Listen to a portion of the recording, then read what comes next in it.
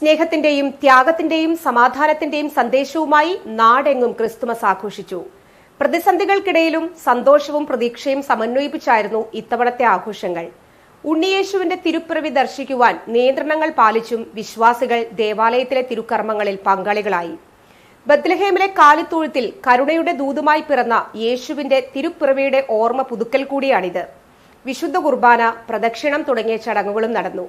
Chalakudy saint Mary's ഫൊറോന പള്ളിയിലെ തിരുപ്പിറവി ചടങ്ങുകൾക്ക് വികാരി ഫാദർ ജോസ് പാലാട്ടി മുഖ്യ കാർമ്മികത്വം വഹിച്ചു. സഹവികാരിമാരായ ഫാദർ ഡിൻഡോ തെക്കിനിയത്ത്, ഫാദർ ജെയിൻ കടവിൽ തുടങ്ങിയവരും പങ്കെടുത്തു. മുഴുവനും കാത്തിരിക്കുകയായിരുന്നു രക്ഷകന്റെ പിറവിക്ക് വേണ്ടി.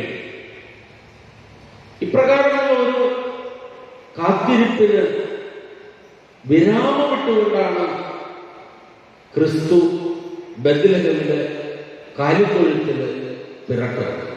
അവന്റെ ബുദ്ധിക്കും സ്വപ്നത്തിനും ഒക്കെ വിപരീതമായിട്ടാണ് ക്രിസ്തു ദൈവമായവൻ മനുഷ്യനായി ഒരു പുൽത്തൊട്ടിയിൽ വന്ന് പിറക്കുന്നത്.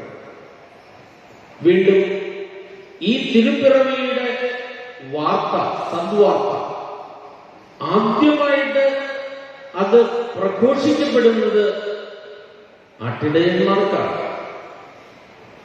രാത്രിയും പകലും ആടുകൾക്ക് കാവൽ കിടക്കുന്ന പാവപ്പെട്ട ആട്ടിടയന്മാര് മലഞ്ചെരുവില്